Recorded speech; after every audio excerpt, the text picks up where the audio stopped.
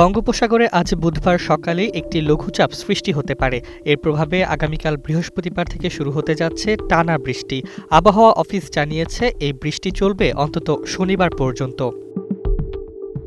আবহাওয়াবিদ A K M. Nazmul হক বলেন, বৃহস্পতিবার থেকে শনিবার পর্যন্ত দেশের অধিকাংশ জায়গায় হালকা থেকে মাঝারি ধরনের বৃষ্টি হতে পারে, তবে কোথাও কোথাও ভারী থেকে অতি ভারী বৃষ্টির সম্ভাবনাও রয়েছে।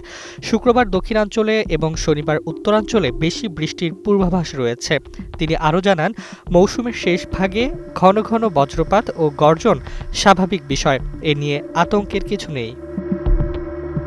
বাংলাদেশ ওয়েদার অবজারভেশন টিমের পূর্বাভাস অনুযায়ী দেশে আবারও সক্রিয় হচ্ছে শক্তিশালী বৃষ্টিবলয়।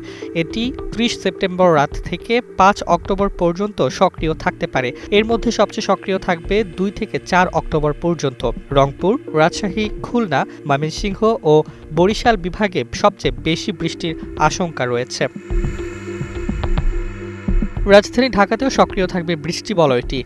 সিলেট ও চট্টগ্রাম বিভাগে মাঝারি বৃষ্টিপাত হতে পারে, তবে কক্সবাজার, রাঙামাটি, বান্দরবান ও চট্টগ্রামের পাহাড়ি এলাকায় ভারী বর্ষণের কারণে পাহাড় ধসের ঝুঁকি রয়েছে বলে সতর্ক করেছে সংস্থাটি। রংপুর ও রাজশাহী বিভাগে অতি ভারী বর্ষণের ফলে বিভিন্ন নদ নদীর পানি সমতল বৃদ্ধি পেয়ে তীরবর্তী নিম্নাঞ্চলে প্লাবিত হতে পারে। এছাড়াও দেশের বিভিন্ন এলাকায় সাময়িক জলাবদ্ধতারও আশঙ্কা রয়েছে।